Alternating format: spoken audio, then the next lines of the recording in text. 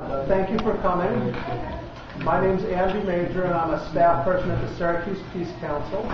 And tonight's event is organized by a project called CNY Working for a Just Peace in Palestine and Israel, which started out really as an independent initiative of community activists in response to the Israeli invasion of Gaza nearly 3 years ago now.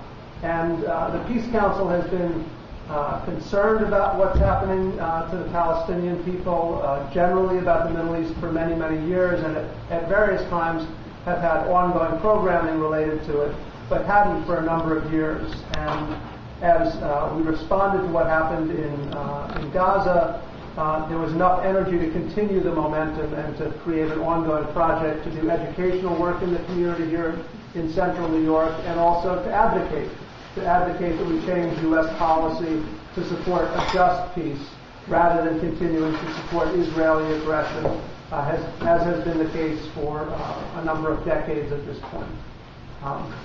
So a couple of quick announcement things. We'll have refreshments afterwards. If you're absolutely parched, feel free to grab something to drink during the session. The Peace Council is a multi-issue peace and social justice organization. There's copies of our newsletter on the table back there, which has information about things that we're doing, articles, content. There's an article about the situation of Rachel Corrie, the court case related to her murder in here. And on the back is a calendar of community events, many of which are Peace Council events, but also other progressive events in the community. And want to highlight a couple of things coming up. One is that the end of this week, the beginning of next week, is the 12th anniversary of the U.S. invasion of Afghanistan, a war that continues, and we probably saw that the 2,000 U.S. soldier was just killed there, and obviously there's many, many times that number of Afghan civilians and people who've been killed, as well as many people in Pakistan have been killed. So the Peace Council will be doing various things to commemorate that, to mark that, to say 12 years is too long. And connected with that, a major piece of our anti-war organizing is efforts to halt the expansion of the drones that are used for both surveillance and attacking people. And Ed Canan and Ann Tiffany here are two of the people who, in addition to be active on the Palestine-Israel project, are also very active in the work to stop the drones.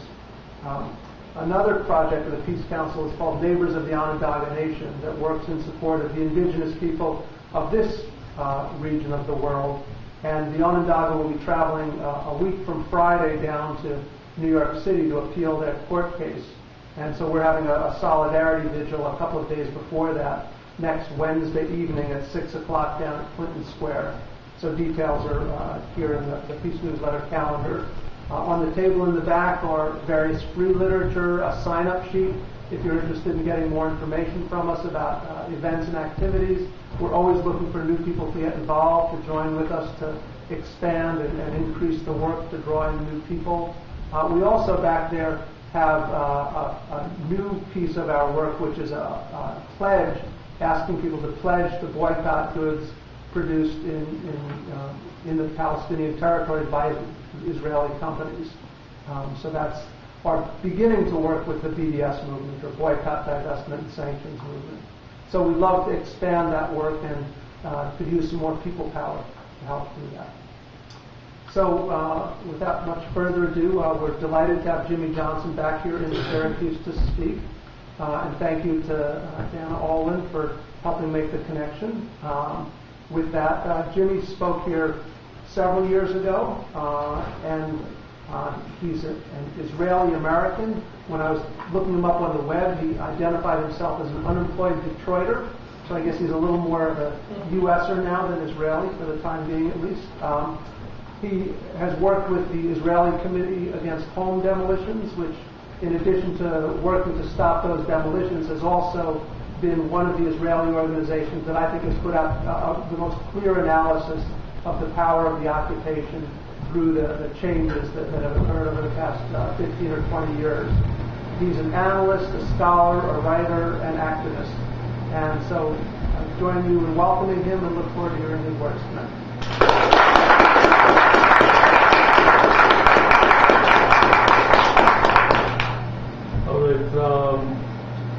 first, thank you very much, Andy and the Syracuse Peace Council for organizing this event and putting any kind of effort into hearing me blather.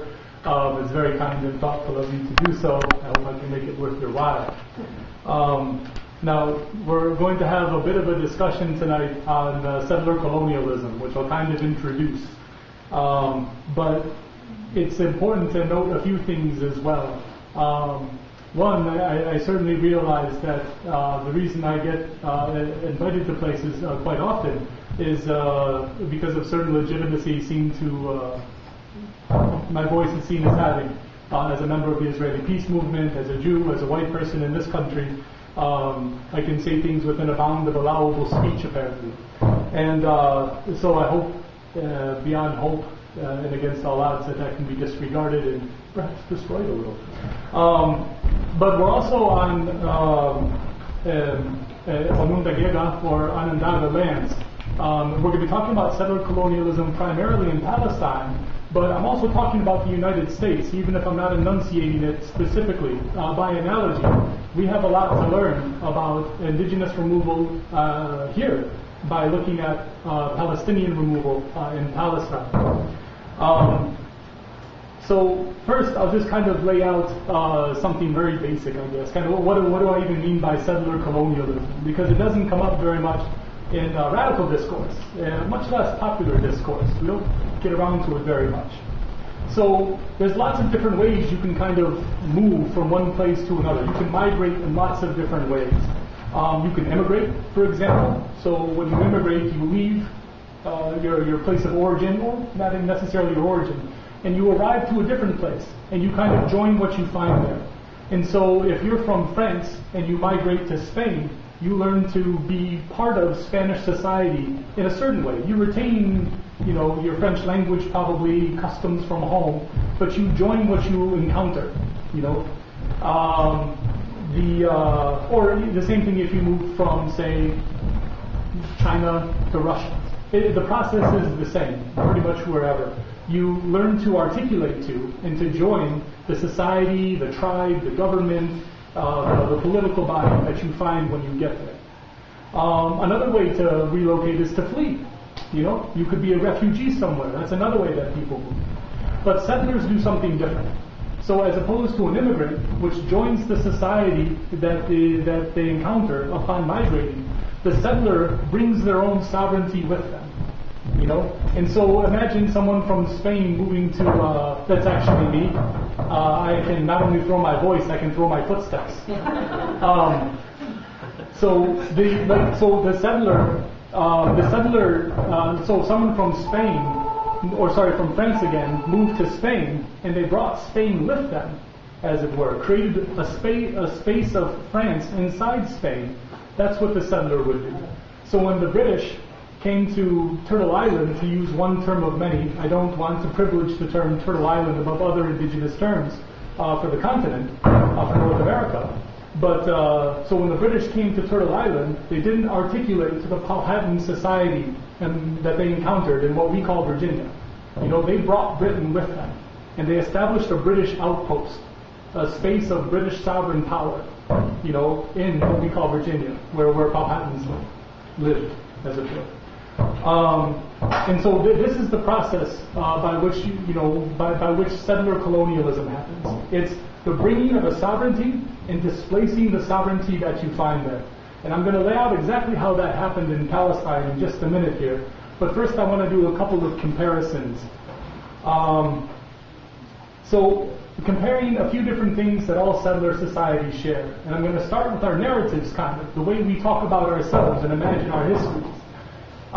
Because I think we can learn a lot about ourselves by seeing what it is that, how we discuss it in Israel. So one of the first things, actually I'll say one other thing too, that it's not just that it's not just that settlers don't join the society that they find, it's that they articulate directly to the land instead. And so, when you migrate, you join Spanish society, like the French person will join Spanish society, but the settler will connect directly to the land that they find there.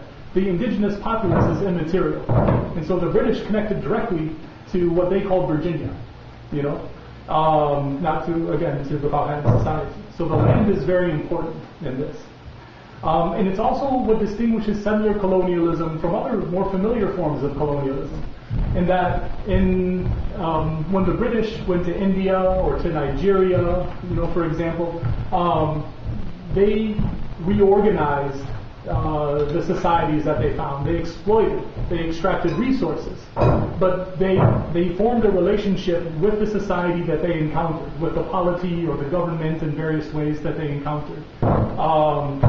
That's not the case when the British came to North America. When the British came to Turtle Island, they articulated directly to the land and eliminated the society that was found here.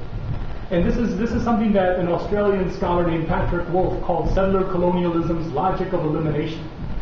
When you bring your own sovereignty and you displace the sovereignty that you find there, it produces it basically produces elimination almost inherently. Now, there's lots of different types of elimination. It doesn't always mean killing the physical body. You don't have to annihilate people to eliminate them, for example. So, in one example, in Israel, for example, there's a category of citizen called Israeli Arab that we call Israeli Arab, right? Now, what we do when we call a group of people Israeli Arabs is we take their Palestinian identity, their indigenous identity, and we articulate them instead through the settler society.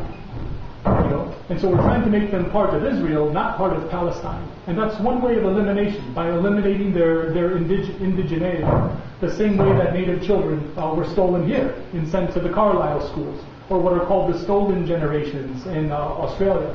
Or if you remember during the anti-apartheid movement, we would hear a group of citizens that were called Cape Colours.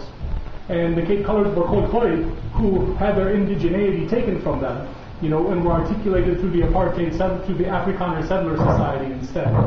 And so this is very common. Now, it can also mean annihilation.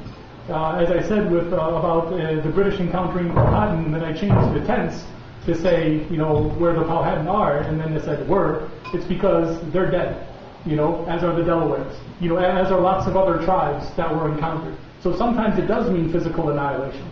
Sometimes it means expulsion. There's a lot of American Indian tribes, for example, that were pushed across what's now the border with Canada. So it can be expulsion. And this is similar or analogous to the hundreds of thousands of Palestinian refugees that are in Lebanon, Jordan, Syria, and elsewhere. So now one way that's happened very recently, for example, in the Israeli narrative, of kind of removing the indigeneity, by that I mean the indigenous status of Palestinians, is what's going on in the Negev, or what in Israel we call the Negev, the desert in the southern part of Israel. So currently there's 45 different Bedouin villages, all of which are considered, there's 45 Bedouin villages that are unrecognized by the government. They're considered illegal in their entirety. And so several of them, like Al-Aqib, Al-Aqib and Tuel Abu Jawal and others, have been demolished multiple times. And so during the first demolition you're gonna make me laugh. So during the first demolition of Al-Aqib, for example, the Israeli police spokesman, the national police spokesman, Mickey Rosenfeld, said he defended the actions by saying that Al-Aqib, the tribes from Al-Aqib, weren't actually from Al-Aqib. So the quote he said is that around 30 shacks were removed and several hundred people were taken to Rahat, where they originally came from. Rahat is an Israeli development town, and it's a few decades old now. It's not actually a place where anybody was actually from before. So now, back to that narrative thing that I just did a tangent away from. There are a few things that all settler societies have in common. Okay? The first is the uniqueness of each settler nation. We claim a unique narrative, So in Israel, for example, we call it the place of the redemption of the Jewish people, as well as the redemption of the land. In Israel, they're seen as simultaneous, and you redeem the land and redeem yourself through the land. So it's the place of the redemption of the Jewish people. It's the Jewish homeland. Only we could make the desert bloom. These are all parts of the Israeli narrative by which we claim a certain uniqueness as part of the settler process.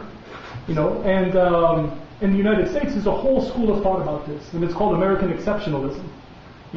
A recent presidential candidate ran a campaign just to promote his book about it, Newt Gingrich. And so, and these are oftentimes exercises in divine right. This uniqueness is part of a kind of a covenant of sorts. So a journalist named John O'Sullivan wrote in 1845, and one of the first times we ever hear the term, he says, and that claim is by right, the claim to settle the entire continent, and that claim is by the right of our manifest destiny to overspread and possess the whole continent which Providence has given us for the development of the great experiment of liberty and federated self-government entrusted to us. So this is, and we heard it with in South Africa as well. You hear the language that the Afrikaners and Boers used during the Great Trek and other times. And in Israel, it's a little bit curious. It's not identical to this, but it's somewhat analogous. So Zionism, at least as it came from Eastern Europe, was basically secular in the sense that it didn't involve deity worship. Now there was a connection to religious texts. So we did a lot with the Torah and found inspiration to settle in Palestine from the Torah. But it wasn't about a covenant from God necessarily. Although we kind of talk like it was sometimes, but we didn't actually believe it because almost all the early Zionists were atheists, almost to a person. So there's a really good article written by a historian named Amnon Pokotkin, and the name of the article is "God Doesn't Exist, but He Promised Us the Land." and that's a really good way to kind of think about the way that we deal with the way that we kind of connect with the older religious texts inside in Israeli society. It's a near perfect phrasing. Now, the religious covenant has become much more prominent since 1967, when you had kind of a vitalization of what you could call national religious Zionism.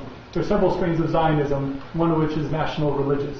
It has been around for over a century, but it was very much invigorated by the 1967 invasion of Egypt, Syria, and then the conquering of Jordan, part of Jordan, which is what we'll say is the rest of Palestine.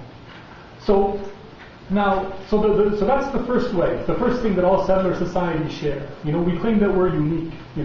The second thing that all settler societies do is we privilege our intentions. Ours is a noble cause. So in the United States, our nobility is without question. And we can find this in both conservative and liberal and progressive ways that people try to hark back to, what did the Founding Fathers actually mean? What about the Bill of Rights as a holy document? Return to a purity, or an imagined purity, I would say, of the United States. Lots of different nostalgias are based around this as well. So, we talk about getting back to family values. What did the Founding Fathers think, other than about African slavery and indigenous removal and what have you? We don't want to know what they thought about that. But what did they think about this other stuff? And we're the leader of the free world. We're the greatest nation in the world. We have a duty to spread democracy and freedom, which we've heard before, but much more common again during the Bush era. So now any flaws that we see inside this, minor blemishes, like say African slavery or genocide against the indigenous populace, we tend to think are blights on an otherwise noble project. Now that same scholar I mentioned, Patrick Wolf, the Australian scholar, he's got a really nice formula to do U.S. history in 6 words, and he says red lands plus black labor equals white gold. And you can actually fit pretty much the entirety of U.S. history into that little equation. There's minor developments, here and there. But in the, if we think about where would the United States be without Indian removal? Without the movers, who would have provided the labor to build anything in the United States were it not for African slavery? It's not like it's a minor point. He's not being pithy. It's very, very true, this entire thing. Indigenous removal is the sine qua non, as it were, of creating a settler society. Otherwise, there'd be no place for the settlements. Although you could still immigrate, which would be different. And so, so we see these as aberrations, on an otherwise noble project. Now, in Israel, we do the same thing. And as an example, one of the things that comes up often is this idea that we're a light unto the nations. It's a way that, the same way as the United States is the leader of the free world, Israel is a light unto the nations. And you see this language pop up in very strange places. So, for example, if you go to the Israeli Defense Force website, And you can just Google International Training Branch if you want, and it'll come up with a very odd article. And it talks about, it's all obscured in this very bizarre language of secrecy. It's very, very cloak and dagger. But one of the things that they talk about is that, all these foreign armies, they come to study urban warfare in Israel, to study the way that we practice in counterinsurgency, And then it says, and Israel does this as a light unto the nations. And so training militaries becomes a light unto a nations of some kind, maybe a burst of light. And then also, any kind of schmucky behavior involved in this is not something that is, again, integral to us. It's something that we were forced to do. It's a blight forced upon us. So there's a famous quote from former Prime Minister Golda Meir that says, where she tells Anwar Sadat, she says, "We can forgive you for killing our sons, but we will never forgive you for making us kill yours." And this is something that says, again, we're this noble enterprise, and how dare you blemish us through our invasion of Egypt in '67. And even in this military framework, where she's talking about war, we have another slogan, which is, Hatzavah HaMosori Bioter V'Olam, which is the most moral army in the world. And it's something that we enunciate quite regularly, actually. And so that's the second thing that all settler societies share. The privileging of intentions, the privileging of our consciousness to go along with the uniqueness that we claim. Now, the third thing that I should have asked, everyone can hear me, yes? I know I'm really noisy, so I don't even think about it normally, but I should. And so the third thing that all settler societies share is we claim a certain inconsequentiality of both the indigenous populace and our relationship to the indigenous populace. So we deny, to quote a really, I got his book. I recommend this book. It's very good. It's called The Returns of Zionism. It's by Gabriel Pitterberg. Really tremendous book. But one of the things that he said is that as all settler societies, we deny that the interaction with the dispossessed is the history of who we collectively are. Again, that goes back to that idea that the history of the United States is not predominantly the history of Indian removal and African slavery. So, now the more critical amongst us, I feel very comfortable using the term genocide to talk about what's done to the indigenous populations. We feel very comfortable with it.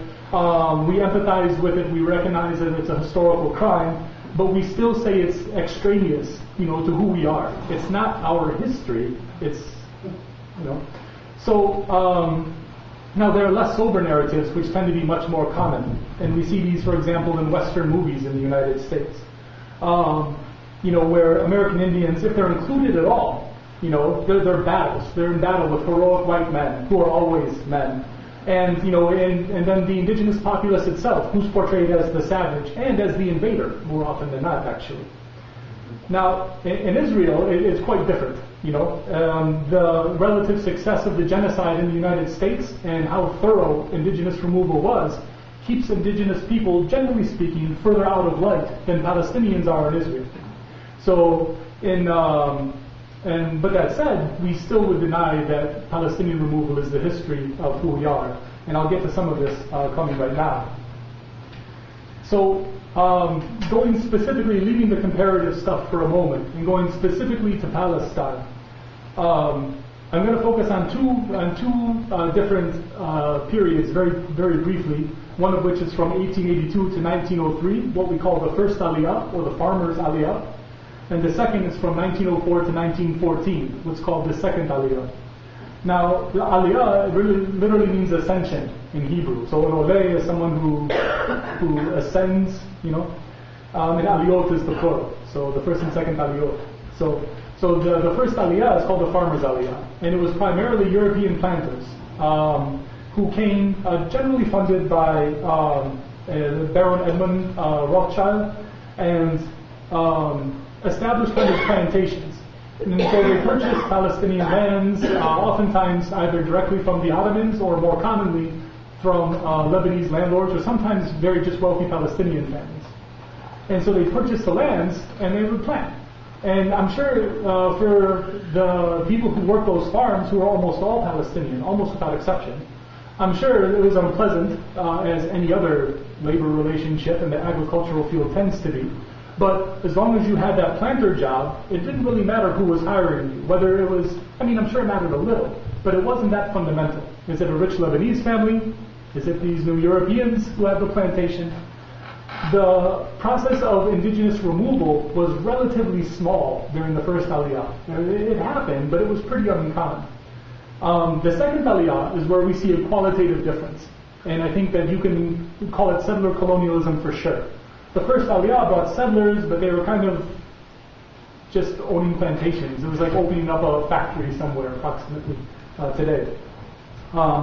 Now, in the second Aliyah, we have three developments in Israeli ideology.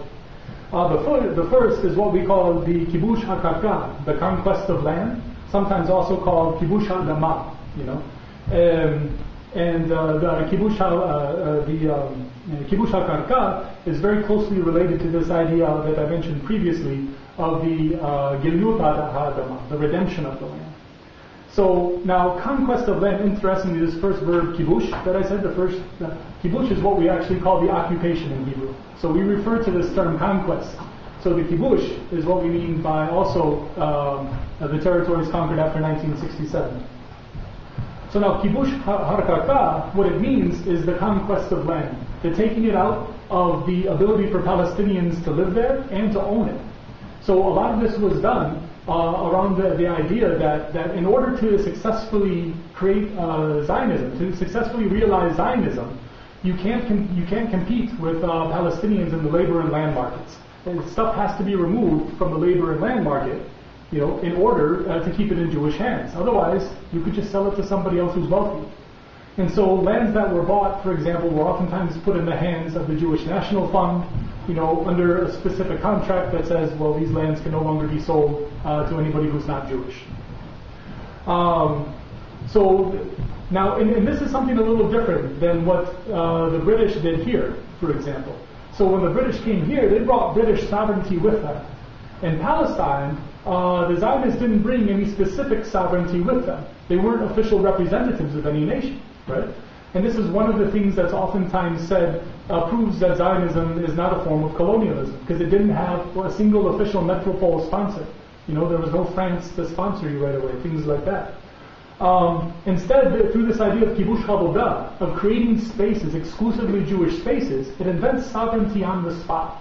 And so it didn't carry British sovereignty from Europe, but it invents an exclusive sovereignty on site in the very process of colonization. Now, the second part of this is the kibush havodah, which you mean conquest of labor. Now, the conquest of labor, which we also associate with the avodah ivrit, the Hebrew labor. The conquest of labor is the idea that inside these exclusive Jewish spaces, and as part of the kibush harakaka, inside these spaces, it should only be Jewish labor that's there. And this is where Israeli collectivism comes from, actually. So, even as radicals sometimes, we like to have a romantic notion, for example, of the kibbutz as a collectivist form. It's something that is very socialistic and what have you.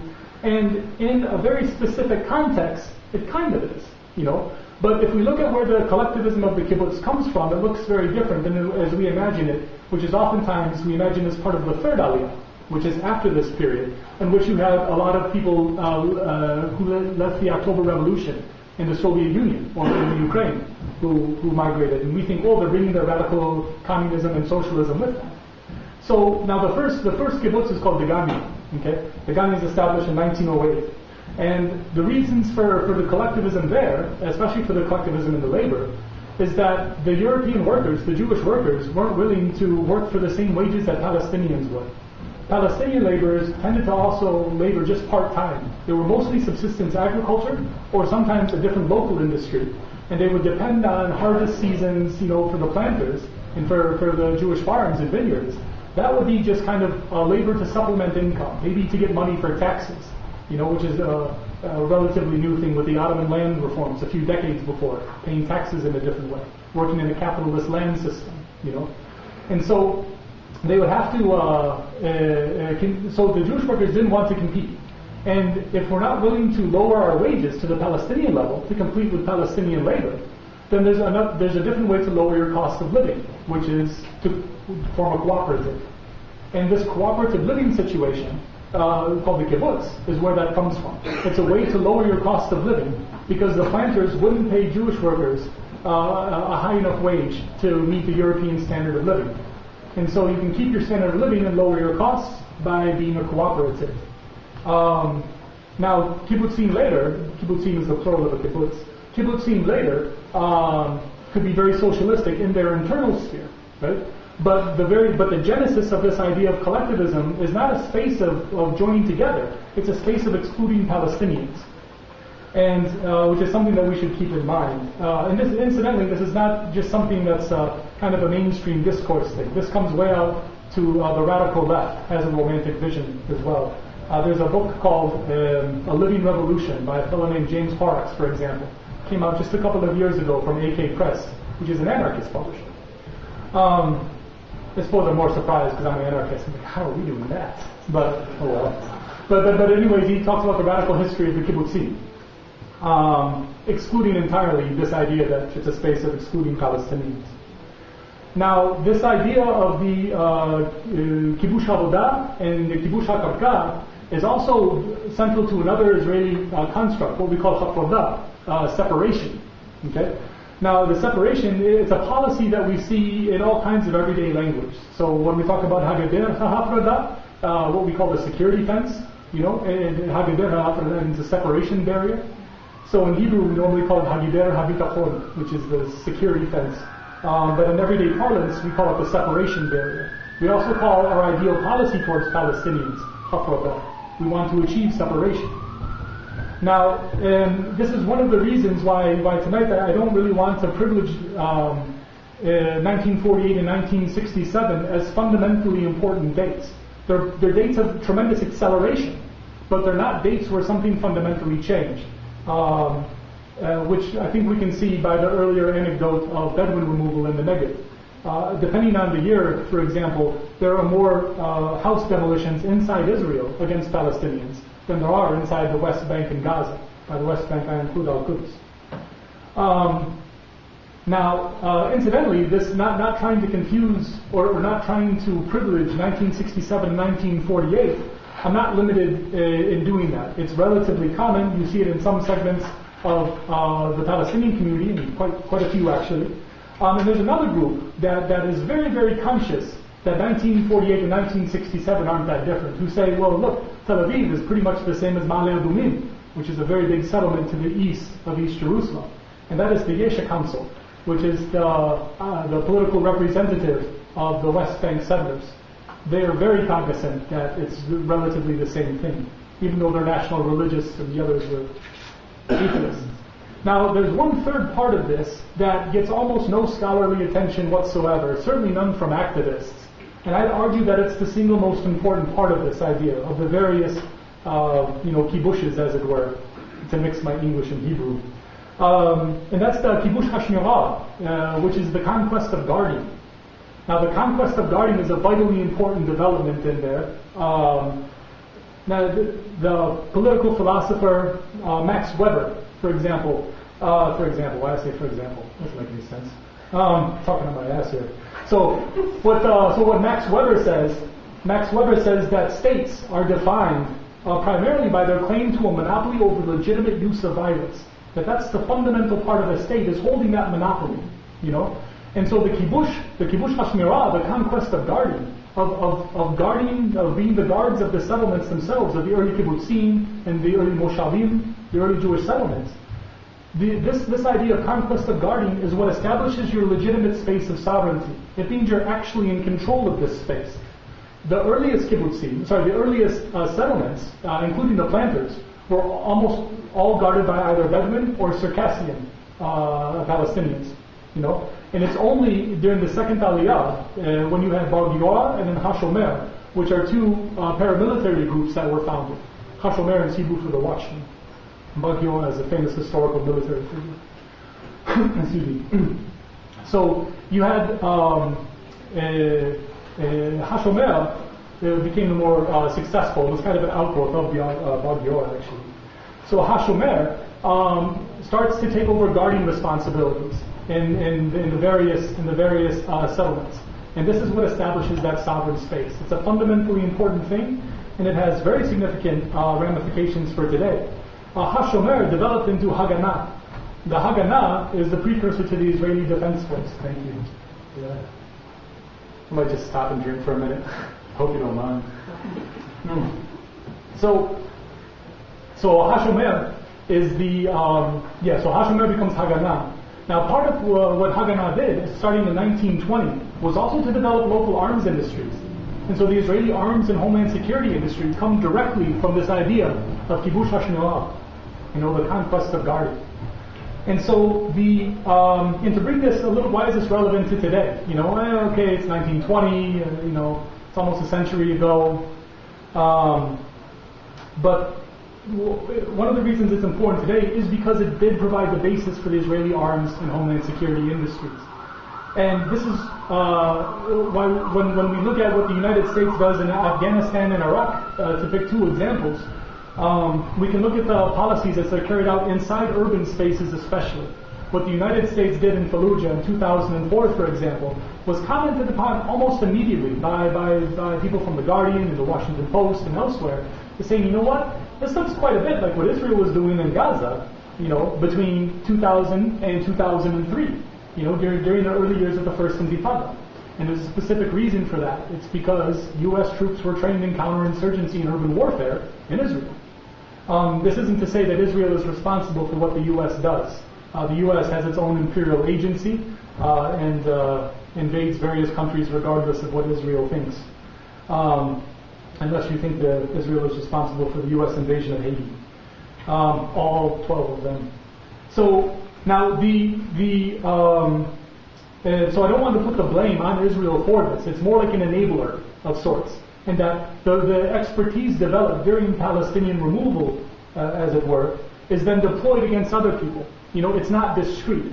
This legacy of Kibush Hashmirav, of the Conquest of Guardian, is not discrete. So when we look at the U.S.-Mexico border, for example, we can see Israeli drones on both sides. The first, drag that, bubbles, what are you going to do?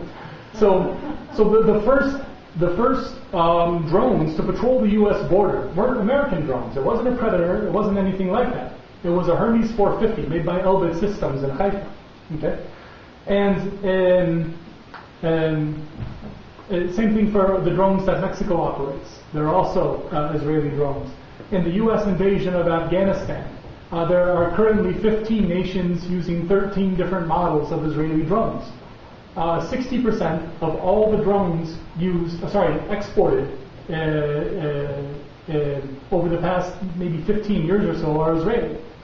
And another part of it, Israel actually plays a very key development in the history of drone warfare in the United States.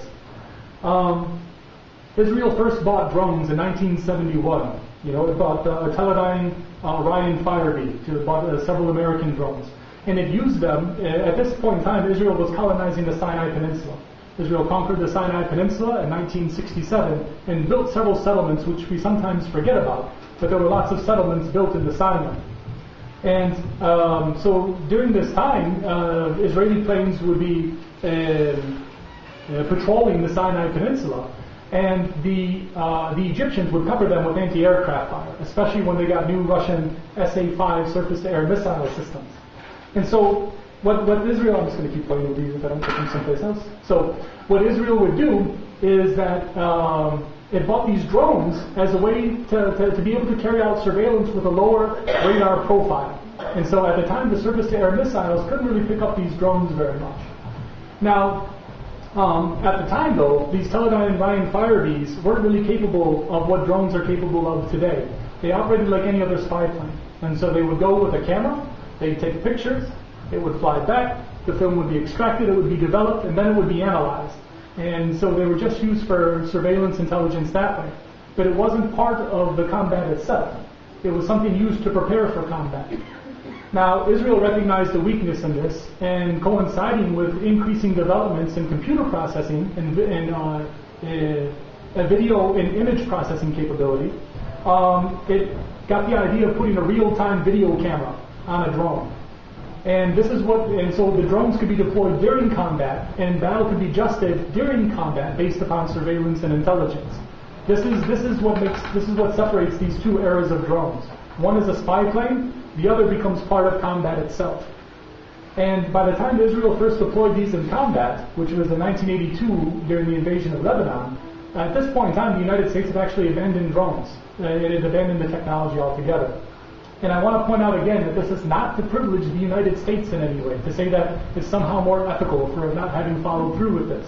That would be absurd based upon the track record during the Reagan era or any other era. But it's another way that it kind of helped to feed U.S. policy. Incidentally, the invasion of Lebanon was not the first time an Israeli drone was deployed. It's the first time Israel used them. But the first time an Israeli drone, one of the new ones with the surveillance capability, the real-time surveillance, the first time it was ever actually deployed was in what we then would have called Southwest Africa. And it was deployed by Israel's first export customer for its drones, which was South Africa. And so it was deployed during something called Operation Protect, which was an attempt to smash the Southwest Africa People's Organization, called SWAPO.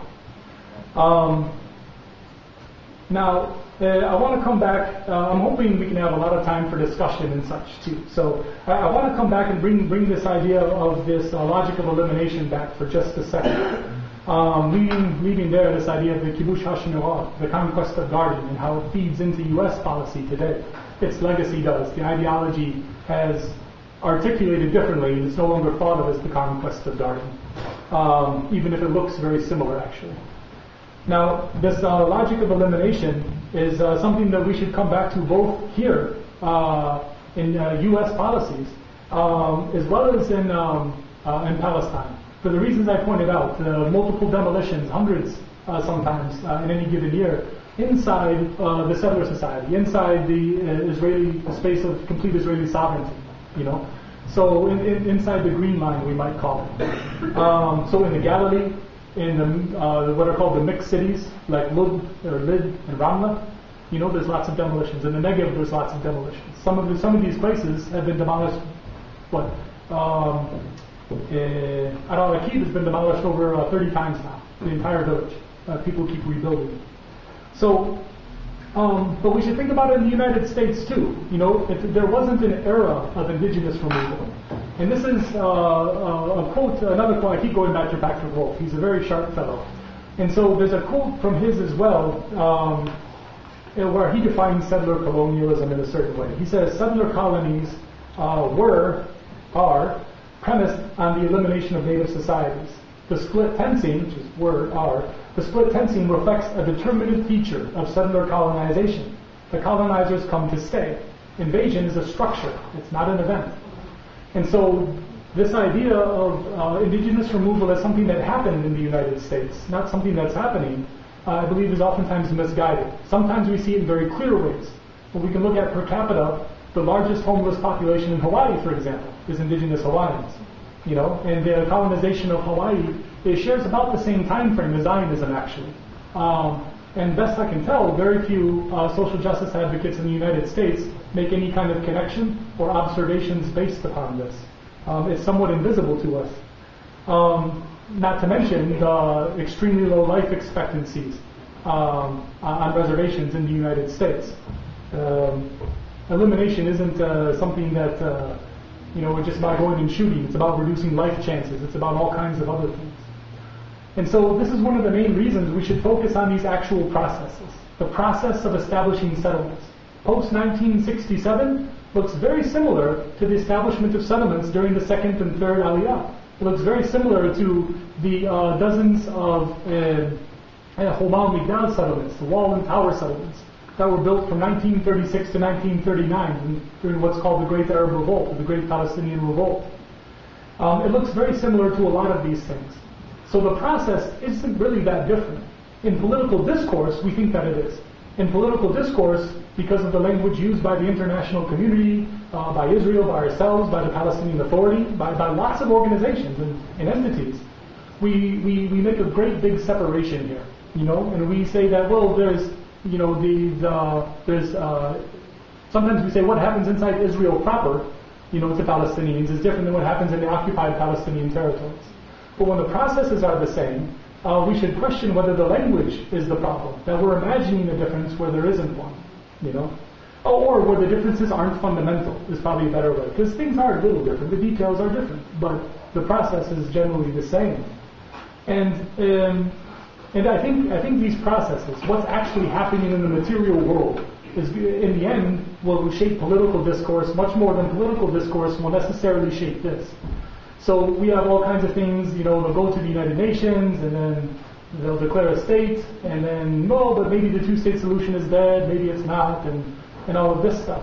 And it doesn't really make a lot of sense if you look at what happens on the ground, because the process on the ground hasn't changed for any of this political discourse. It's virtually identical to the whole thing. Now, of course, I don't want to say that whatever ideological declaration you make, based upon a future vision of some kind is immaterial, because it only what's on the ground happens. That's ludicrous. Otherwise, we'd never achieve any social change in world history. It's based upon creating liberation discourse as well as spaces, right? So I don't want to say we should negate it entirely, but if we pay attention to what's going on the ground, it teaches us a lot.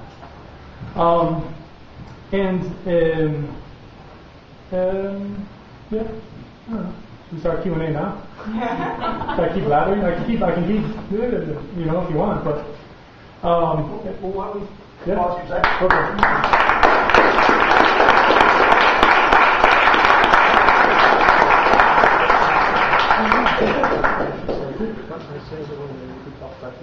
Yeah, for sure. So, we always promote Peace Council events like this as being free, but there are also costs for things. So we're going to pass around a basket. If you can contribute a little bit, great. If you can contribute a lot, great. If you can't contribute anything, that's great too. So whatever you can. And the Westcott Community Center has generously donated the space for this evening's program, so we have very little in the way of costs. So almost all of what's collected is going to go to a project that Jimmy's involved in that he can talk a little bit about now. And I'll also say that I'm going to grab the clipboard and start to pass it among people. If you're already on our mailing lists or get emails from us, no need to sign it. But if you're not, this is a more direct invitation to sign up. So at the end of November, there's going to be something called the World Social Forum Free Palestine in Brazil. And I'm one of the members of the U.S. National Delegation Organizing Committee. And one of the great things I think about this event is not necessarily that it's just part of the social forum, which can be good, it can be bad, they can be a kind of a mix of things, they tend to be. But for the U.S. delegation, we're focusing on this idea of joint struggle. The fact, we're focusing on trying to bring together diverse social movements and to get out of this idea that, I work in Palestine solidarity, this person works for migrant justice, this person is feminist, that these are somehow separate and discrete things. If nothing else, a couple of the brief examples of the way that the U.S. border is connected to Israeli drones, for example, or how the Egyptian and Israeli engineers train in tunnel detection on the U.S.-Mexico border and then take that back to Palestine. The issues as they were are very interconnected. Nothing is discrete about it at all. And being that this is the focus of our effort for the national delegation, we're trying to bring this idea of joint struggle, of connecting various issues. And part of it is that as Palestine, if we organize inside Palestine Solidarity, we should know as well as anyone that we focus on a single issue, almost overwhelmingly. There's a really useful thing that a fellow named Phil Weiss, who runs a blog called Mondo Weiss, came up with. And normally he uses it to refer to members of the American Jewish community. And he said, he uses PEP. It says progressive except Palestine, But inside the Palestine Solidarity movement, we have an inversion of this as well. Sometimes we see progressive on only Palestine, which not PEP, it's poop. And so you could, but this is something that's quite common as well. There's a lot of single issue organizing, and historically it doesn't succeed. In our head, we think of it as more focused, and thus maybe having a better chance of success. Historically speaking, it's not been nearly as successful. And so we're trying to get people who organize around Palestine as interested in other issues, in say migrant justice, for example, to pick one of innumerable examples, as we are trying to get other people interested in Palestinian liberation and in solidarity. So for that, I find it to be a fairly uncommon effort and one that's really worthy of support. And looking out over this crowd of millionaires, I assume you might be able to, throw a little dough in. If you need to write a check, you make it out to Westpac, which is WESPAC. So, so that's about the World Social Forum Free Palestine. It's going to be in Porto Alegre. If you're looking for a good excuse to go to southern Brazil, this is an excellent excuse. And so, you can organize locally around that. There's a national delegation you can be in touch with. So you can talk to me afterwards. And I think I might have forwarded some of the data, some of the promotional stuff to Andy. So the Syracuse Peace Council is hip to it already as well. So, yes? Just for your information, we talked about free development. I didn't catch those numbers of three. Was the third one the Conquest of Guardian? Yeah. Okay. So you had the Conquest of Land, the Conquest of Labor, right, and the Conquest of Guardian. Okay. Yeah. Thank you. Yeah. First here, and then to the gentleman in the back. In those early days, yes, what was it that prompted the European Jews to this posture of exclusion? The primary thing was the inability to compete with Palestinians in the labor market. That was the primary, you could say like the primary motivation to move towards exclusion. Prior to the second Aliyah, and more accurately, prior to kind of, you could say, shockwaves from the Young Turks revolt of 1905, prior to that, there was relatively little armed conflict of any kind there. You'd find some banditry, and there was a situation in the Galilee where you had several Palestinians who were displaced from jobs, and one of the few times it happened during the first Aliyah, who were displaced from jobs, who sought revenge, and it wasn't like some kind of big massacre, but there was a tussle, a very significant one, and one that really scared the settler community at the time. And so, but the primary thing was not being able to compete with Palestinians in the labor market.